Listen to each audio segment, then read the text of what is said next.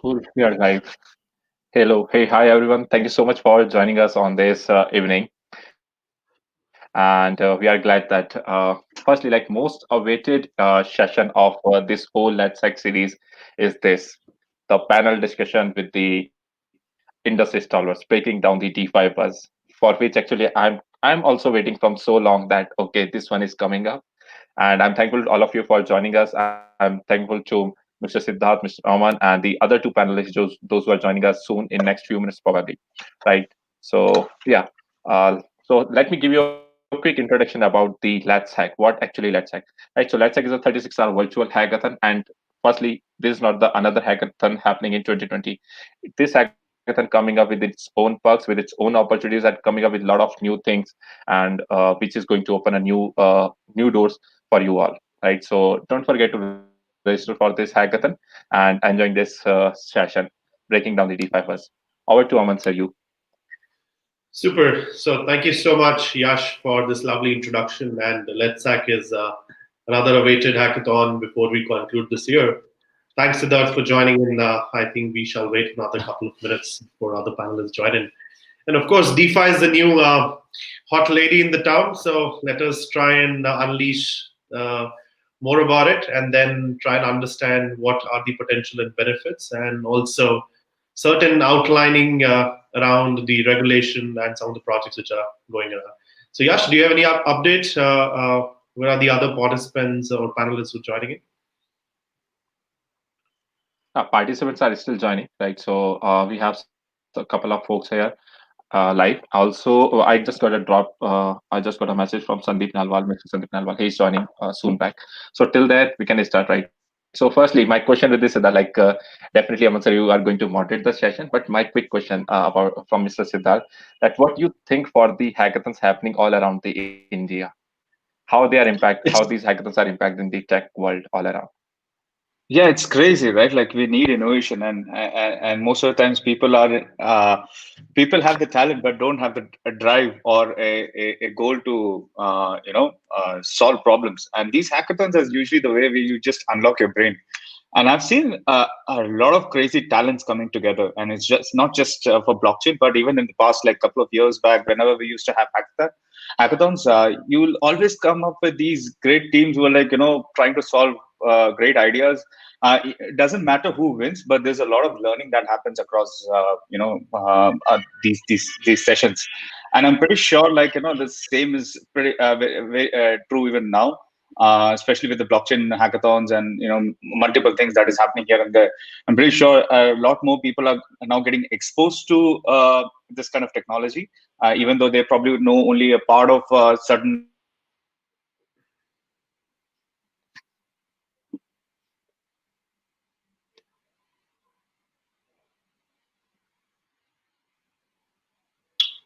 Can you hear me, Yash? Yeah, I can hear you. We have. I guess we lost the dart in between. You guys can hear me now?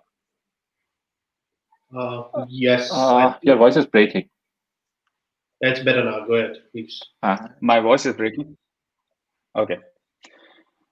Yeah, I mean, I'm just a lot of start born out of hackathons. It's hackathons like this, right, where people meet other people and form a team with something bigger. So I think it's just a start. It's just the beginning of something big. Fantastic, super. So Sandeep, thanks for joining in. And we were just starting it out. So are we waiting for more people, Yash, or is that the panel do we have? Yeah, definitely. So we are waiting for the Mr. Anubhav Srivastava from Sydney, right? So you all know Anubhav, Mr. Anubhav Srivastava. So he's also joining us. But till then, what we can do, we can move forward, right? And he can join just in between. No problem. I'll get it done.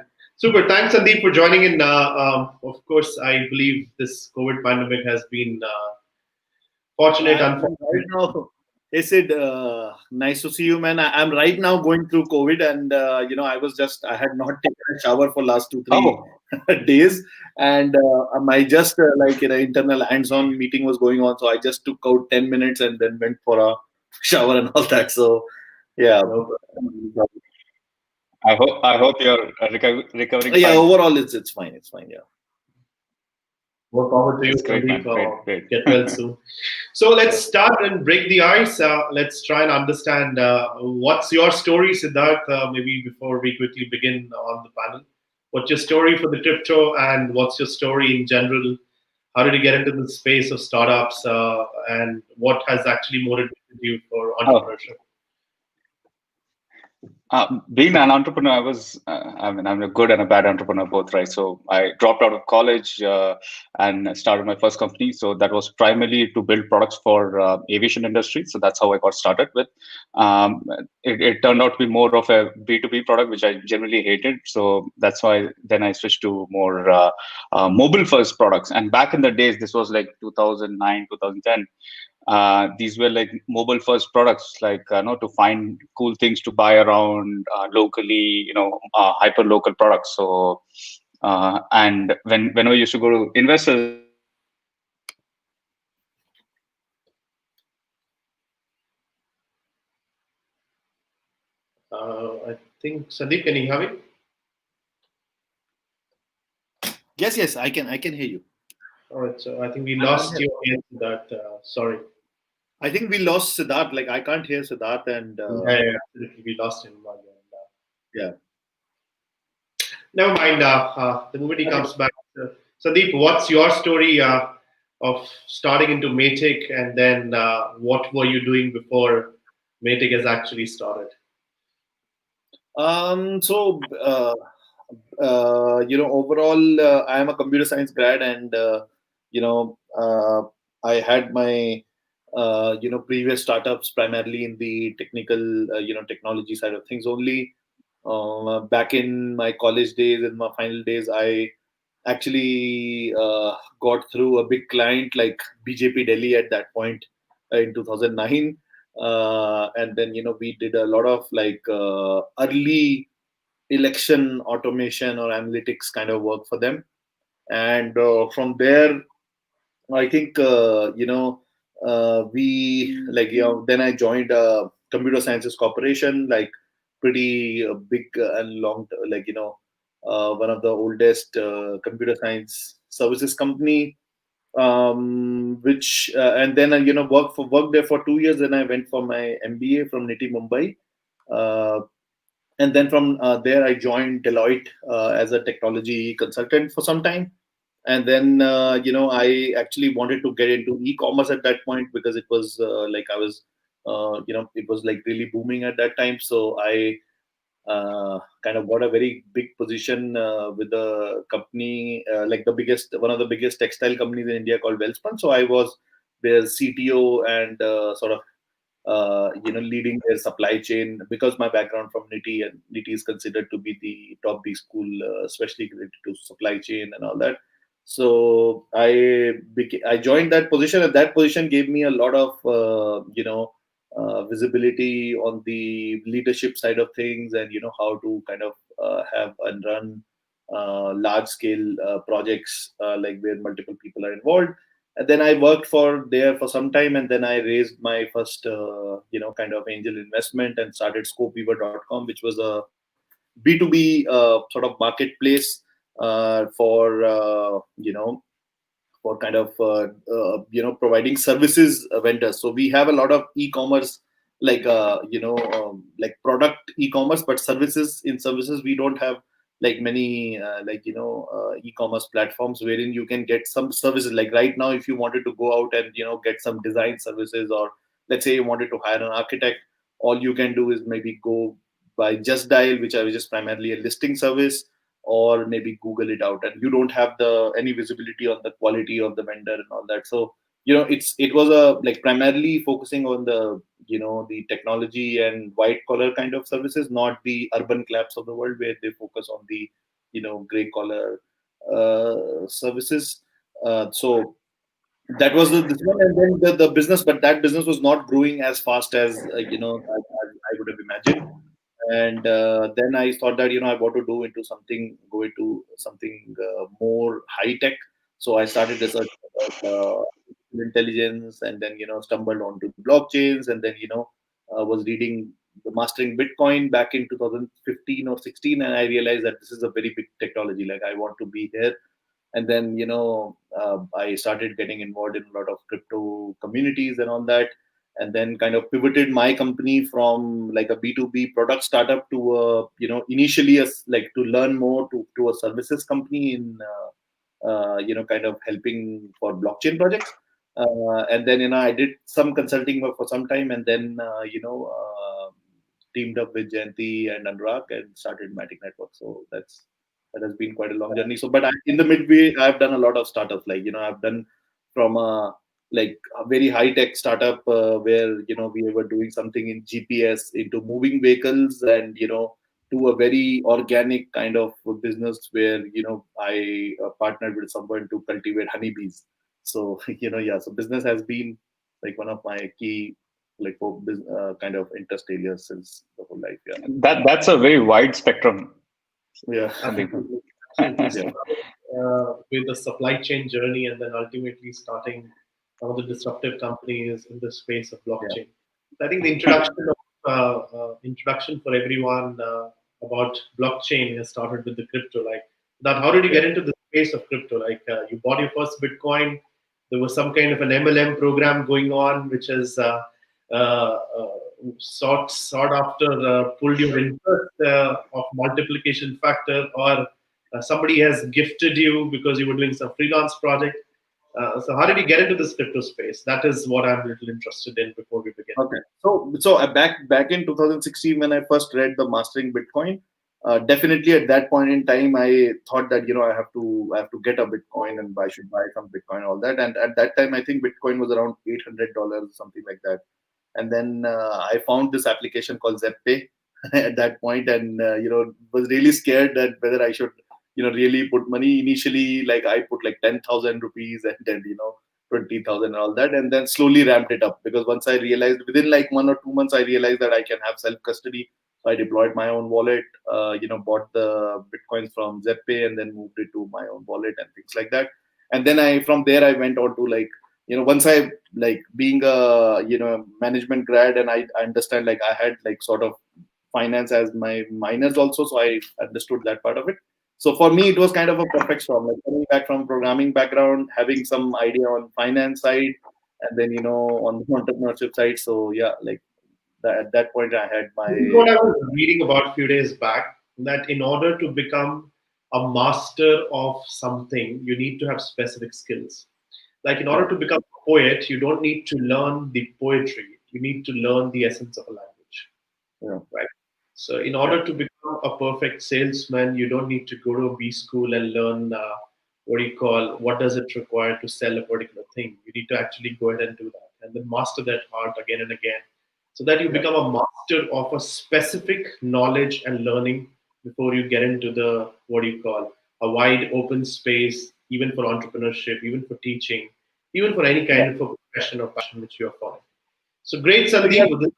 Yeah, go ahead. Sorry. One last part I wanted to mention over there. So generally people ask me for an advice, and my advice has kind of fluctuated into multiple kind of spectrums. So early on my advice, like 2 years back, my advice to everyone that I encountered at that time, my startup had not broken out, so maybe I was like not happy with the way things were going with me. So I actually used to advise a lot of people that be a master in something, right? Like be a master or expert in something. My experience was like doing a lot of things. Like I'm like as like at times I joke, like when somebody asked me that what is the most extraordinary thing about you, and I say that most extraordinary, I'm like I'm extraordinarily ordinary, right? Like no, I mean the exact sentence I use is that I am actually above average in a lot of things, like above average skills in a lot of things, right? So that actually at one point in time did not make that much sense, but now with the way the position I am, and the things I'm doing in my life, I feel that that whole journey has been really brilliant for me, right? Because I got to know so many things, and now I'm like a perfect suited person. I feel myself that to do any entrepreneurship related. Yeah. Interesting. So I mean, to each his own kind of. I guess entrepreneurship What's also your sort of forces you to wear multiple hats, right? So Yeah. and you don't have room to fail. So you basically, and also you do it for passion. So it's not like just you're doing for somebody else. So I Yeah. guess that's one of the drivers. Yeah, I think Siddharth will also agree with me that after a one point in time, we become like more of problem solvers. Like it doesn't matter what kind of Right, problem it is, we have to go in and solve the problem and then get out of it. Yeah, and then do. right. That's right. That's very true. So I think for most of the leaders, I was reading a few days back, the specific knowledge actually leads to a success when you pursue your genuine curiosity and passion rather whatever is hot right now, right? True. So people say that I am getting to the space of blockchain and crypto because it's hot, but I don't really know what does it take to build a product over there. I think that's a great start maybe, but that is not a driver that goes on for like Yeah, a year or two, right? So there you need more fuel, and like you said, like curiosity is one that can be fueled.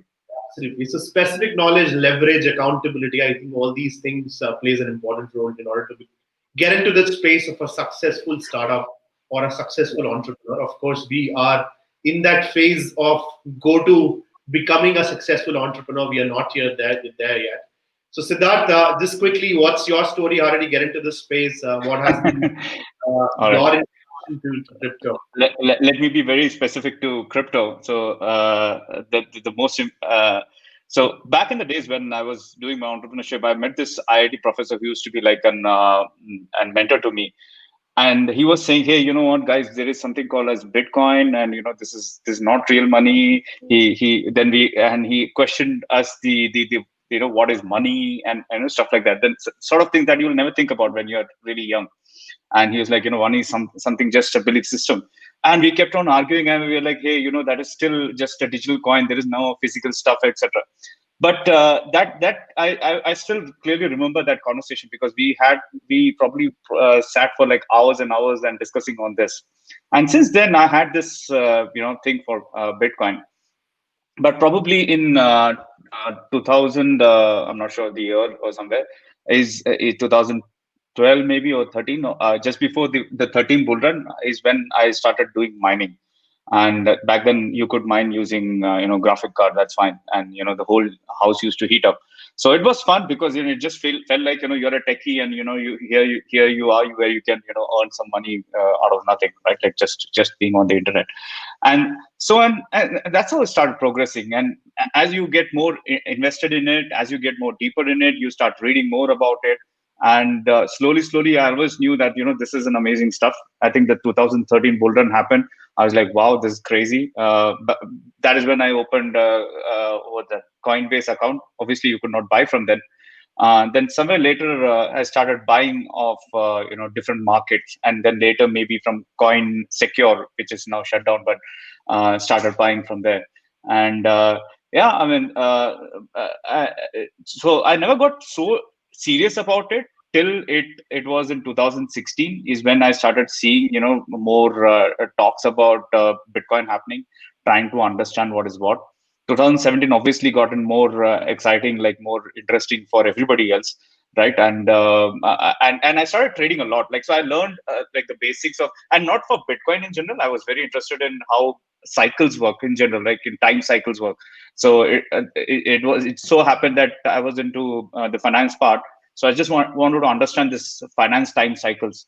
And the more I got into it, the more interesting it got. And then I started trading on exchanges, and I realized that the whole the back in the days, that the Indian scene, the Indian consumer products that was there was not so great, right? And we were building products.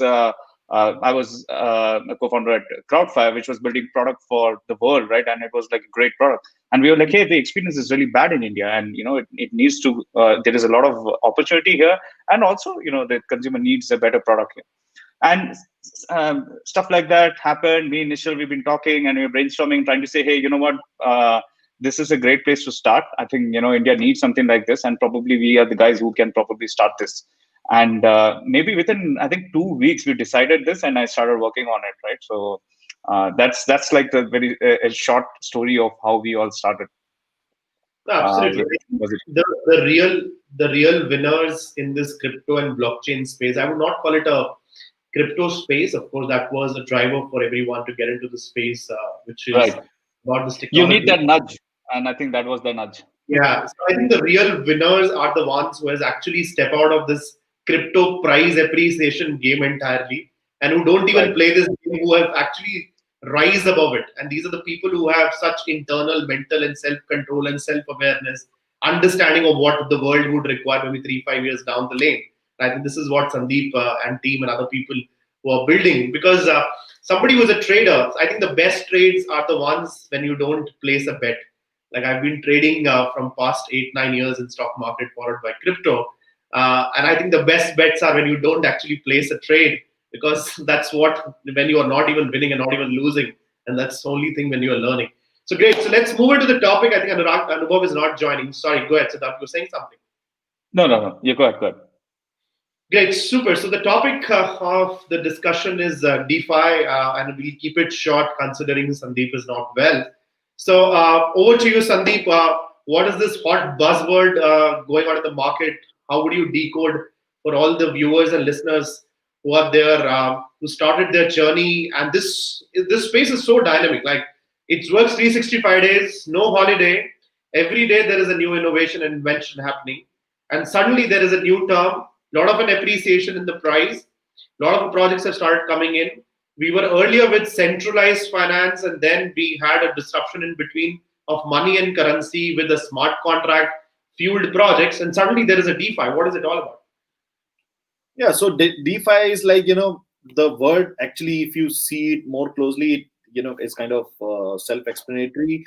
Decentralized finance means like, whatever you are currently doing with your banks and all that, be it your investments, saving accounts, or your mutual funds, or like whatnot, like exchanges, whatever you do in a centralized way, because you have the power of smart contracts with platforms like Ethereum.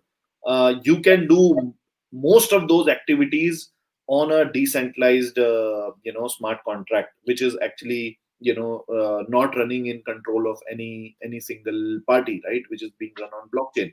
So now, like, once you understand that part, then for any public non-technical people to understand what is a smart contract. Smart contract is which executes your business logic in a decentralized way on a blockchain, like, which is not controlled by anyone. And if you compare it to that, let's say with Bitcoin, essentially, or a currency, what is happening is that the logic is very simple. Logic is that if A pay $50 to B, then A's balance goes minus 50, and then B's balance goes plus 50. This is one logic, right?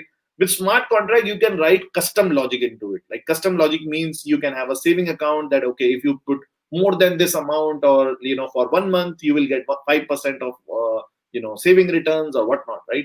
So you can have all of those things, or like all of this business logic written in a smart contract, and that essentially is DeFi. When you have the financial logic written in a smart contract, anything related to that can be DeFi. Now you have various variants of it.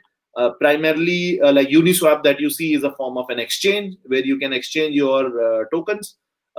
Then you have Compound and Aave, which are primarily lending and borrowing protocols. So you actually, if you are a borrower, you can go and borrow some stuff from these protocols from a smart contract, essentially, not like any single party. You're borrowing from a smart contract, and you are paying to a smart contract. And if you want to save or you want to earn yield, then you simply go and provide your funds, just like you save your funds in a bank, and then you get the yield, because bank is on the other side is lending. Here, instead of the bank, you have a smart contract. And then you have like tons of new exotic things coming in now. You have set protocol, which acts like roughly like a mutual fund, where you can create a basket of assets that you can hold. Then you have insurance protocols like New Nexus Mutual or Opine, which are offering you which offer you essentially insurance thing. So essentially what you see is that the entire like financial existing traditional finance stack is being moved on to contracts, and that is DeFi. Banking, financial services like BFSI having a foundation of blockchain or decentralized ledger. Is that essentially we are getting to the space, or are we really reinventing it, or is it just another? You're not reinventing; it's just a different medium. Like, if you can think of this shift from, let's say, this way, that originally you had these paper-based banks, right?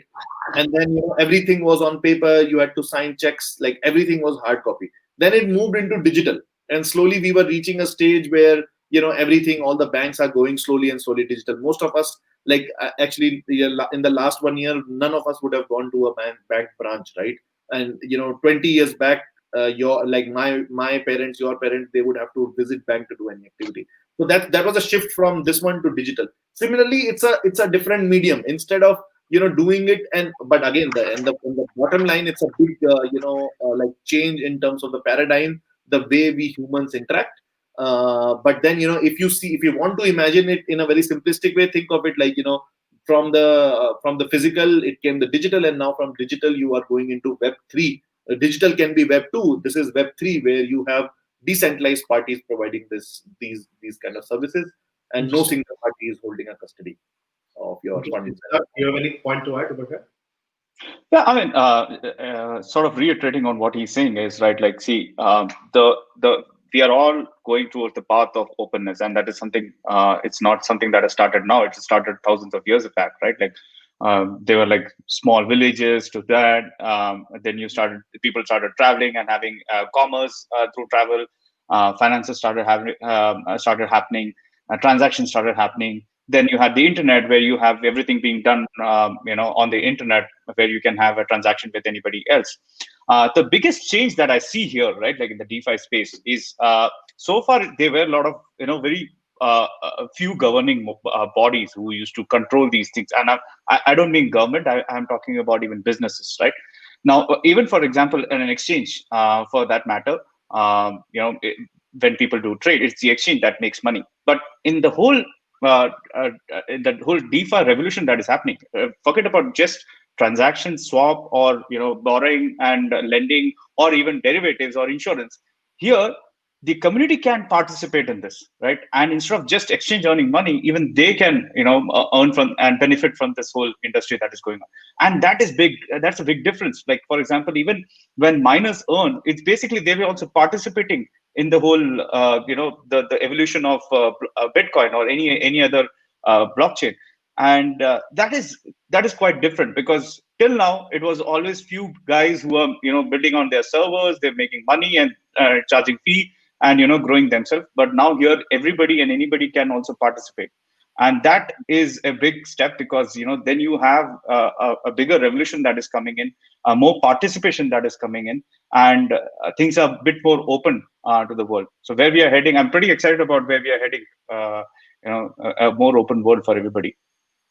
No, absolutely. I'll just shift the gear and talk about the risk associated with it, because there are many questions which has been forwarded before this panel discussion around the risk. So we have seen the crypto price appreciation happening, and then we have seen the ICO phase, right? There was a bubble which sort of burst in the ICO, and then we moved to about STOs, then we have had IEOs, and then now we are saying that, okay, great, all the BFSI applications have a possibility to go completely decentralized in a democratized manner, where you want to do lending, your smart contract would be doing a lending instead of a bank. You wanted to do trading, it's not a single entity, it's what you call a group of people or miners or nodes who are managing your fund. But what if tomorrow my 100 Ethereums just get disappeared in a fraction of a second? Who should I knock the doors of? Should I knock the doors of a company? Should I knock the doors of the Vitaliks of the world? Should I knock the doors of the people who are managing this kind of architecture? So who is the one who I'm going to be responsibly going and talking about what has happened to my funds? Yep.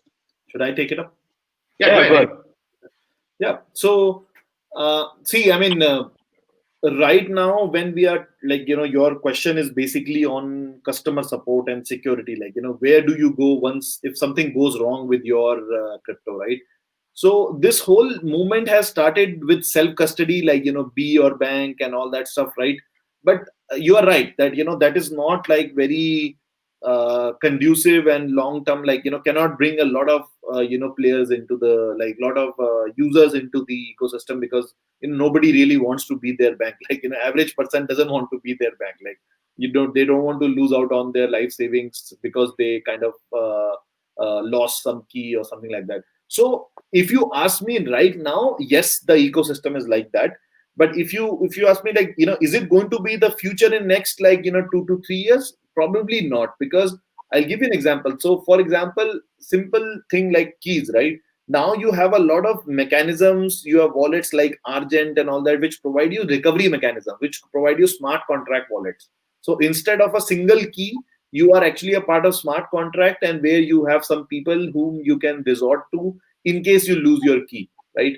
And then multi-sig, this one, like, if you wanted to save your funds, like, and you are holding significant amount of funds, then you can, like, with Gnosis Safe, you can have a very simple UI where you can add your safe. And, like, I can still not say that average person can, or below average technical person can do it, but then, you can do it in a fairly secure way. Similarly, for these protocols, like, you deposited, let's say, 100 ether on on some lending protocol, and then that protocol got hacked, and then you lost your money. So now, even for those for those protocols, insurance kind of scenarios are coming up. So if you have too much of money into it, you can go to Nexus Mutual or like Opine and buy an insurance for your investment, like, whatever savings that you did or all that.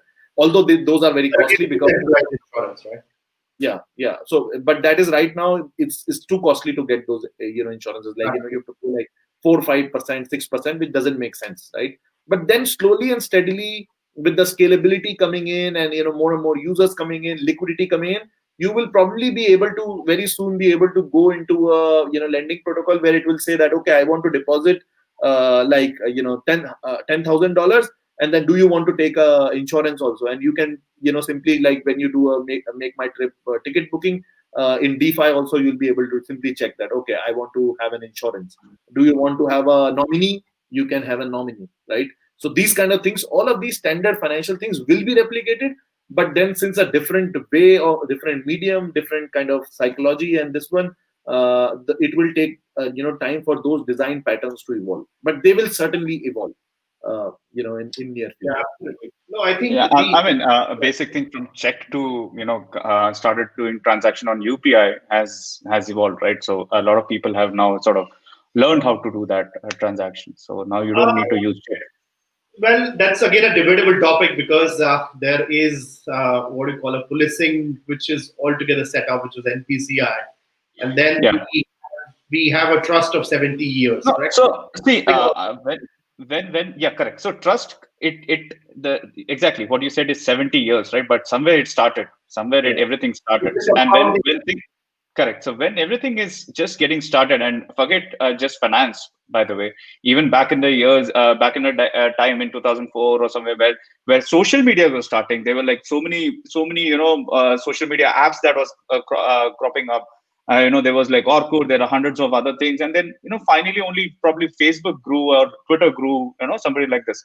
So right, even any other market, whether even if it is stock market, right at the beginning, the things were quite volatile. Right today, there are a lot of checks in place, where there are a lot of regulation in place, which keeps things under radar. And I'm pretty sure we are in the market where we are just getting started. We are taking the hit of volatility, but as long as you strongly believe in it, and you believe that these things is only to go in one direction, that is going in a direction which is going to be more matured and more stable, well, you don't have to worry about it, right? And I'm pretty sure, like, not everybody can take that risk, and that's fine with it. But if you genuinely believe where it's heading and you understand the fundamentals of things, I think it should be fine. No, absolutely. See, anything which is related to money becomes more drive the consciousness of a human more actively than anything which does not have any money involved. So, like, social Right. medias are comparing like oranges and apples, right? Because social media was all about when people. What I was trying to say that is No, any I get market, what right? it is.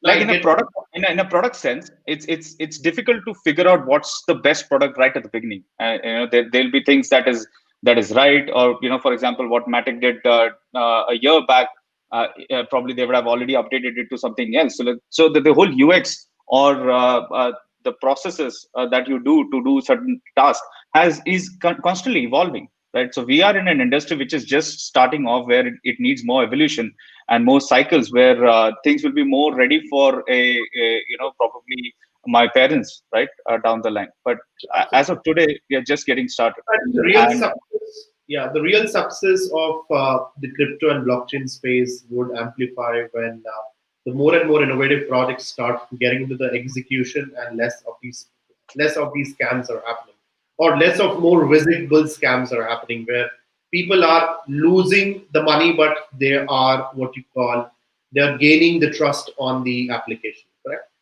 So if we have, Yes, I mean, and yeah, also Aman, actually, you two, 3 times you mentioned this part, for example, speculation and people getting scammed out and all that. Like, if you see any industry, like speculation always precedes any big industry. Like, for example, tech industry, we had this big .com bubble, right?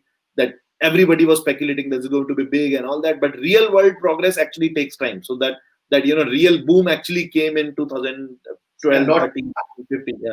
So I'm not questioning the cause. I'm also in this space. No. Yeah. I'm just mentioning. I'm just I'm critiquing, not criticizing. Even on the and scamming it's not just for you, but it's also for everybody to understand, right? So anything that comes, right, it has an opportunity. If you look at the price, obviously there's a lot of excitement that happens, but that not necessarily the innovation also goes along with the price. It's still a constant, but obviously it gets an acceleration as the more people getting interested in it, and it takes its own time. Yeah, with The driver was price this level of speculation has actually brought in the best of the minds in the space, in the industry towards blockchain. Like right now, I know the best of the guys globally. In India, it's still not that great. IITians and IM kind of people are still not jumping into crypto. But globally, if you see These are the not best, sorry, these are just brand accolades. IT and IIMs are not best of the guys. Sorry. I don't completely agree. IITians are IITians for a reason. But yeah, I mean, of course, not everyone can be this one. Like, I am not an IITian, but I know they have the hardware to be there. Which software you install on top of that hardware, that depends on an individual, right? But yeah, some of the people, and I'm not saying so. We have a lot of team members. Like, we are now 40 people, and we have 4 or 5 IITians. Rest all are not IITians. All 3 co-founders are not IITians. So I'm not absolutely saying that non-IIT, whoever is not from an IIT is not a great guy. There are absolutely in our team, top performers are not IITians right now, right? And they are from normal colleges.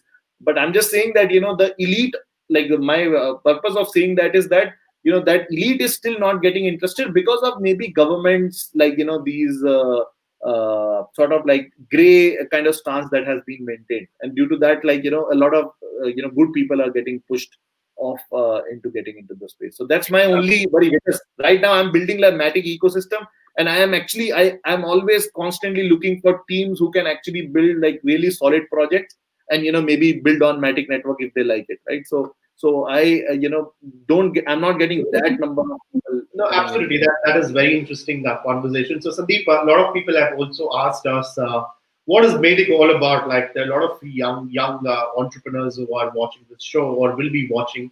A lot of college students who are on this show, and specifically at Zubi, we focus on the engineering students, because they're graduating in about 6 million in numbers every year, and about 8% of them are not really employable. So, what is Matic all about, and then what is the contribution of Matic, followed up to the first question, in order to accelerate the knowledge skills towards building the inclusive ecosystem projects which can actually benefit the last mile audience.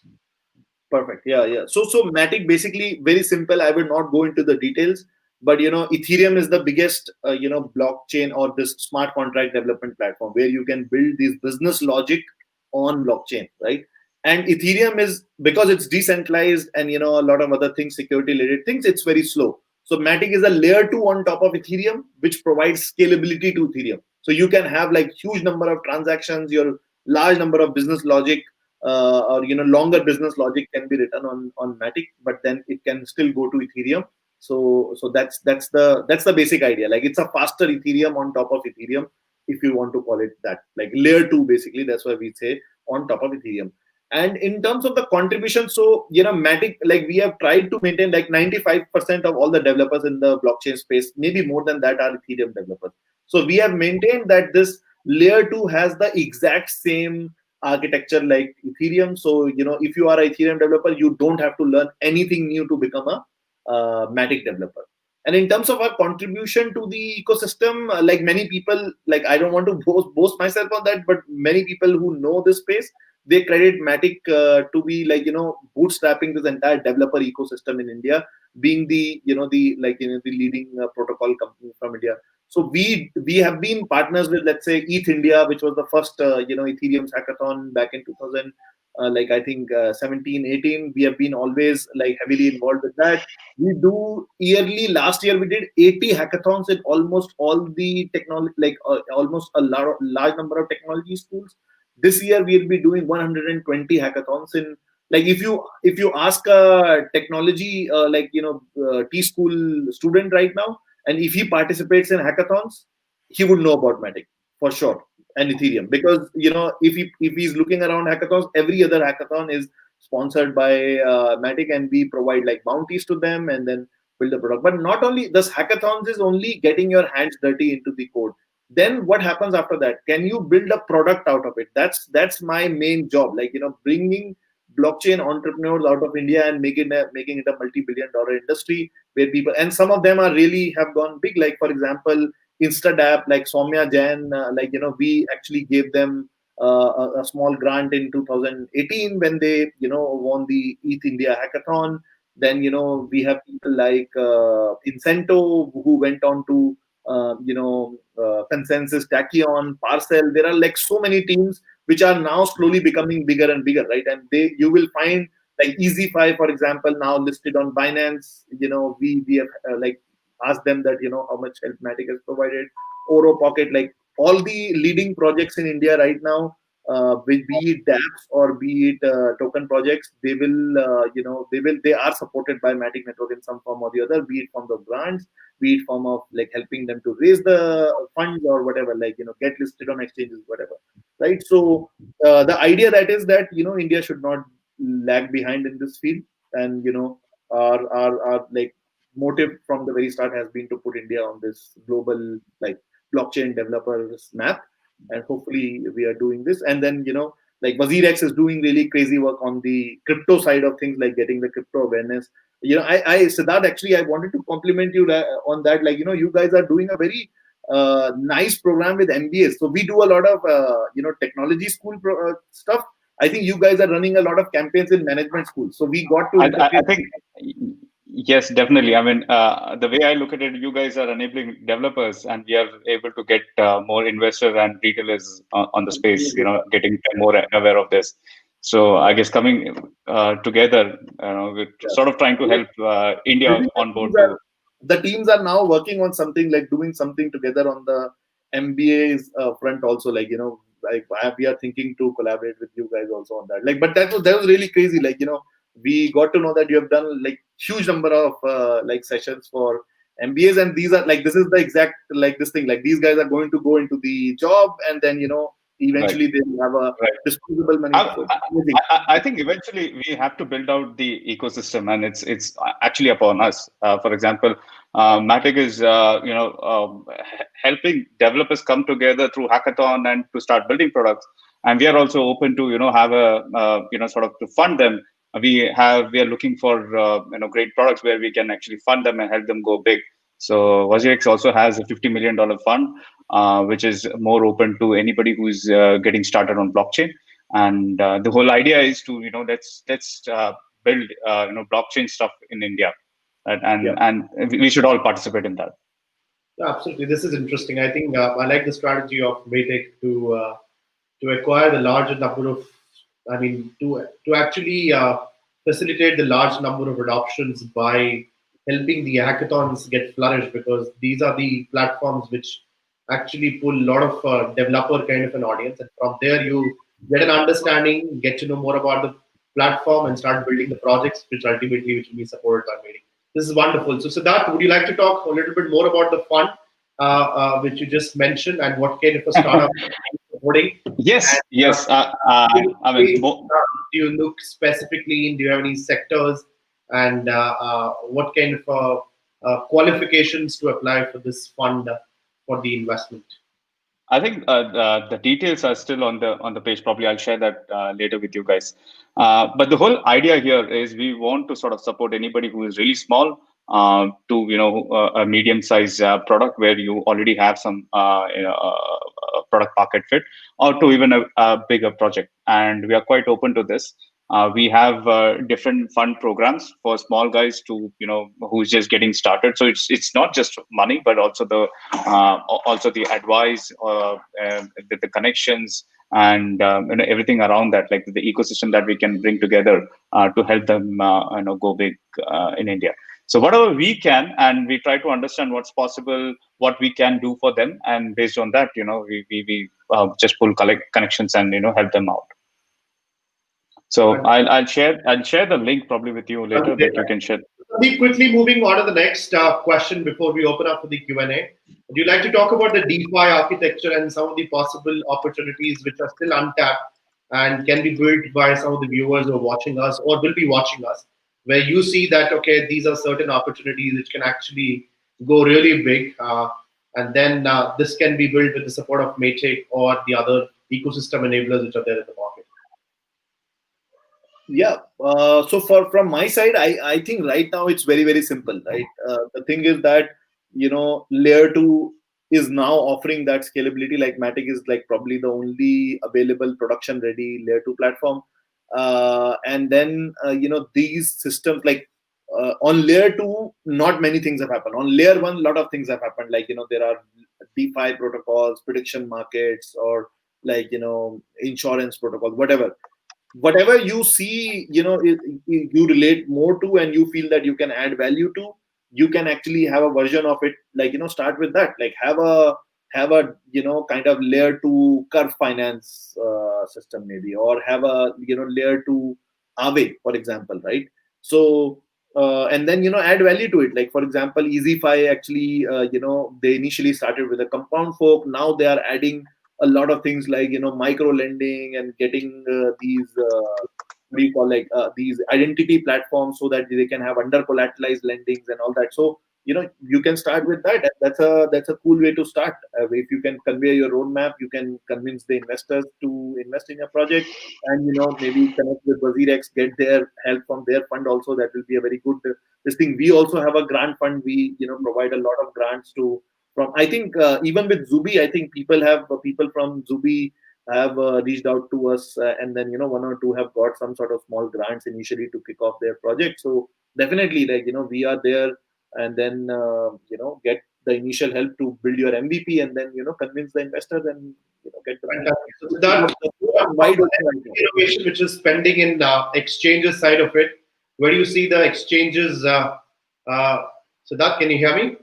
Yeah, I can hear you now. Okay, great. Your video got frozen, so I thought. So, yeah, how would the exchanges look like in 3 years down the line? What are the next big innovation which is pending in crypto side of it? And you can possibly share some of the insights on that. So I think exchanges have to do a lot more than exchanges. Like for example, the Matic network is doing more than what actually just Matic network did, is to build an ecosystem. And when I say ecosystem, it's not just build a product and you just ship it and people are there to start using it. But you have to work on the education part as well. And for us, it's there's a lot of aspects, like it's 360, right? So you have to work around not just the exchange, but you have to educate people. There are a lot of Indian or outside projects that is there, bring in more visibility to everybody else. And in terms of exchange, obviously you'll have different verticals. Like you'll have more financial instruments coming in, margin and derivatives. But those are like the thing that will anyway has to happen. And today exchanges are centralized, it'll go decentralized, and that's what we are also working towards, right? So many innovation will happen in terms of tech, in terms of product, but more than that, for us, I think it's more about creating this whole industry, at least out of India. And it's not just we alone who can do this. We'll all have to come together, and how Sandeep said, let's collab and let's do something together. So it's not just within, we have to do that across the industry and try to bring this the whole industry up. So you will see us more being active around these front, trying to help people, trying to educate people. You'll also see, our product going to a next level where we'll add more stuff, make it more easier for people like who are just onboarding to crypto. Make sure we have more due diligence in more projects, and have all that transparency given to the user. So stuff like that, which basically helps people onboard to crypto, right?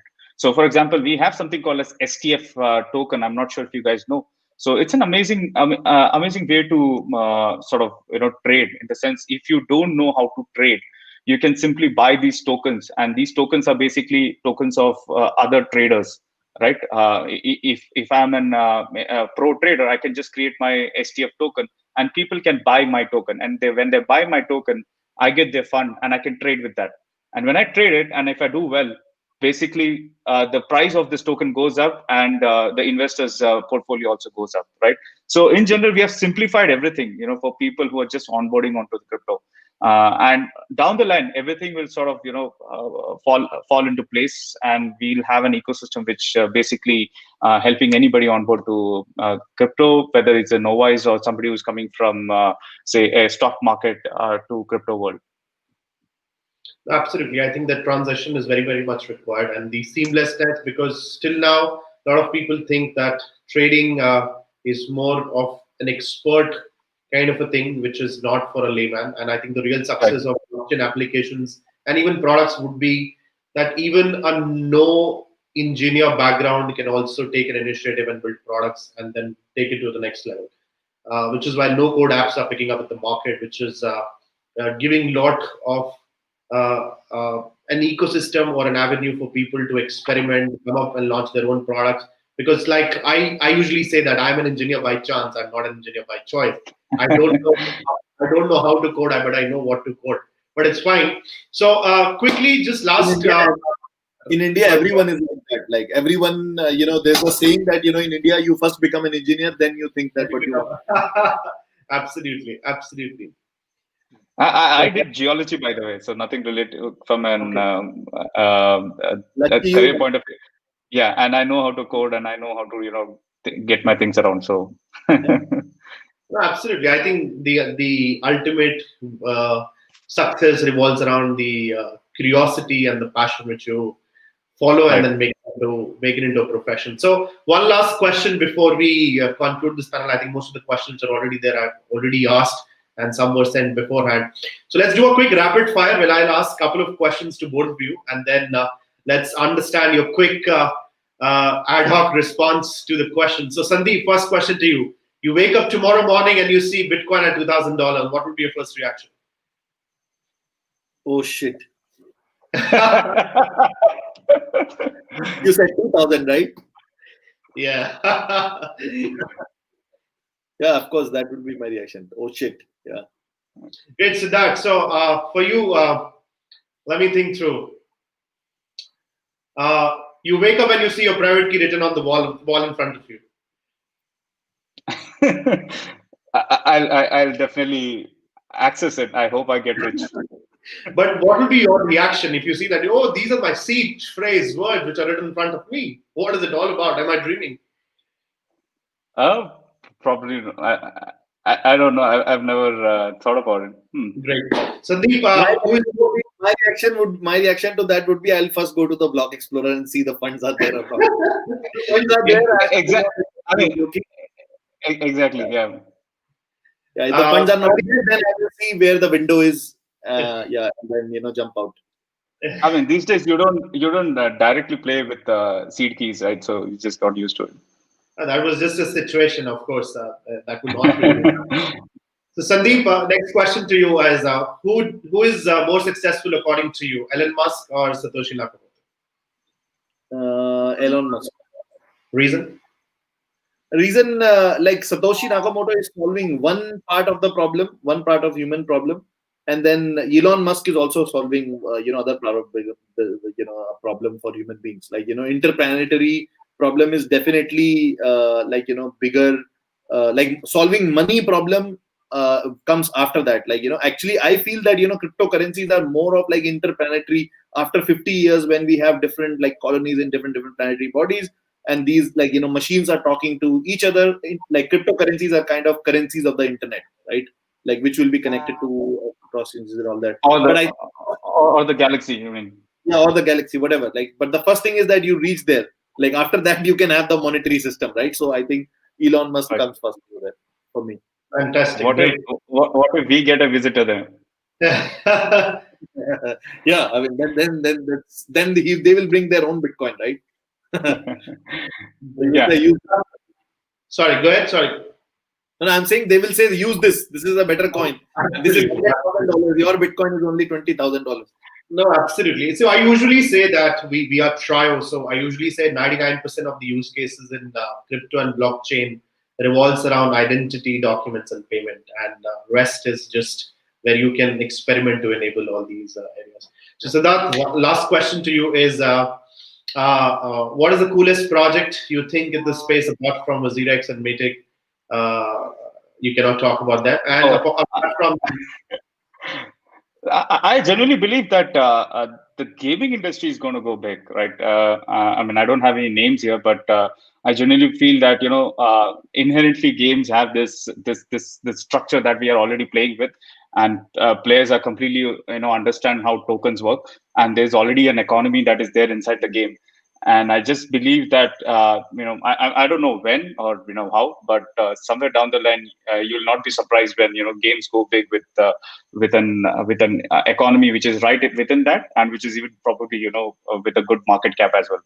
So yeah.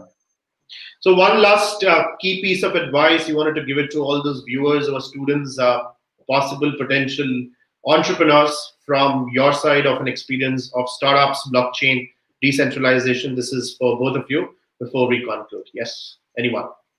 So from my I side, would yeah. So go ahead, Siddharth. Yeah. So I would just say that keep yourself updated. Make sure you're reading a lot about the industry that is going to happen. This is sort of the future. We all believe there are like a lot of smart people that is already onboarded to this. And if you want to not just for your career, but to know what's going ahead, it's important that you understand what are you dealing with, what's the future like, and be more updated with this. Try to learn more about what is cutting edge. Like for example, when I was young, I used to read a lot about what's internet, how it is going to be. It might all look like sci-fi back then, doing all these video calls, but these things happen, right? Like these things eventually happen, and it's reality now. So that's all I would say. Keep yourself updated. And my generally my role at Matic, and whatever like I do is more on the business strategy side of things.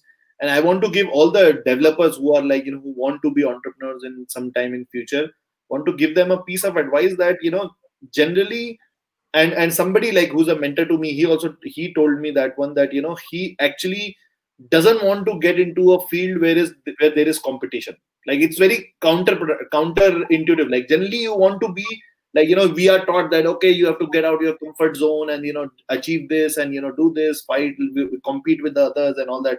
Like he said that in business generally the bigger players are those who actually got into the fields where there was no competition, and those are generally the pioneering fields where you are doing something new. So but then there is less competition, so you focus on good kind of stuff when you are building your business. And then to all the budding engineers who want to do something in their entrepreneurship journey in future, I would say that this is a field, blockchains and cryptocurrencies is a field where there is very less competition right now, right? If you wanted to go and had a decent idea, you would be much easier. It would be much easier for you to kind of go out and convince some investors, get some angel funds, create a MVP product out, and kind of test out what you are actually trying to build, test out your hypothesis. Whereas, let's say you wanted to go into the traditional world and wanted to get a VC investment, that's a much difficult route. Like, it's actually easier in this field to kind of raise funds, especially if you are doing like something related to tokens or whatever.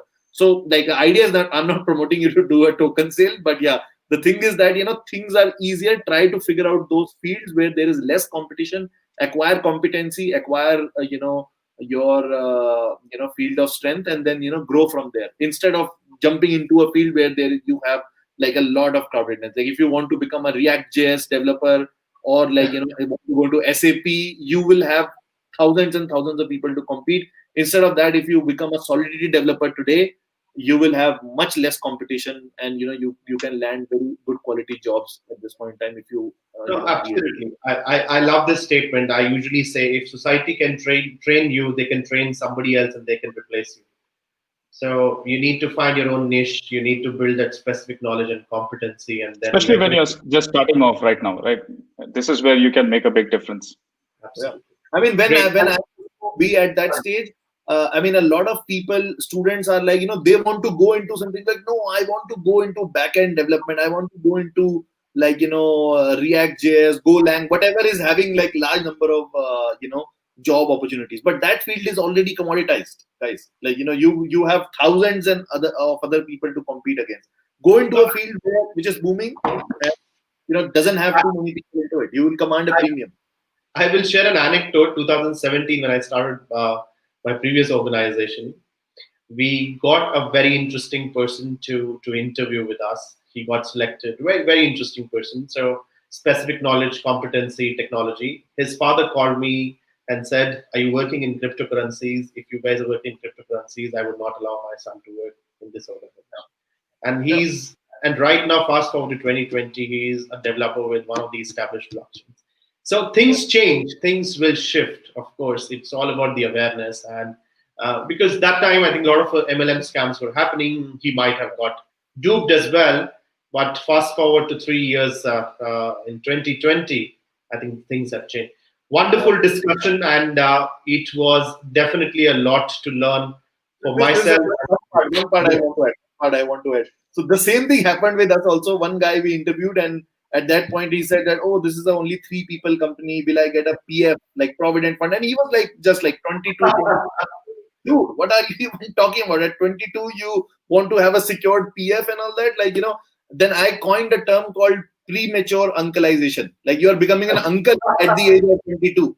Right? Don't do that. Right? Like, take risks in this. No, one thing, Sandeep, I should give it heads up, and definitely a round of applause to your organization. It is definitely trending amongst all these youngsters. They have a fetish, if I can use the right word. They have a fetish to work in Matic, especially when it comes to blockchain in India. I think their first job, job preference in terms of any kind of a role, call it community, call it marketing, call it specifically the development. I think they are very much excited to work in Matic, the kind of an ecosystem, the kind of products, and it is not an overnight success. I think it takes a little bit of a time because you need to build that community around it.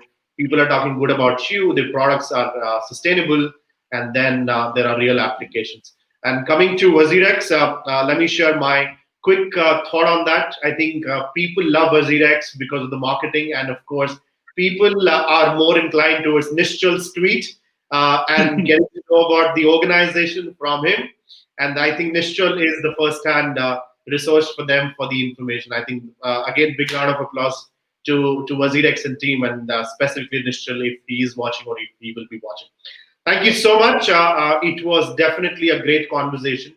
Sandeep, please take care of your health. Siddharth, wonderful catching up. And definitely support this $50 million fund which you have launched amongst the people who wanted to start their journey. And we shall take a sign off right now. And then should there any questions, happy to forward individually to you over to me. Thank you. Thank you so much, Aman. Thanks for having us here. Thank you. Bye-bye. All right, guys. Thank you. Thanks. Bye-bye.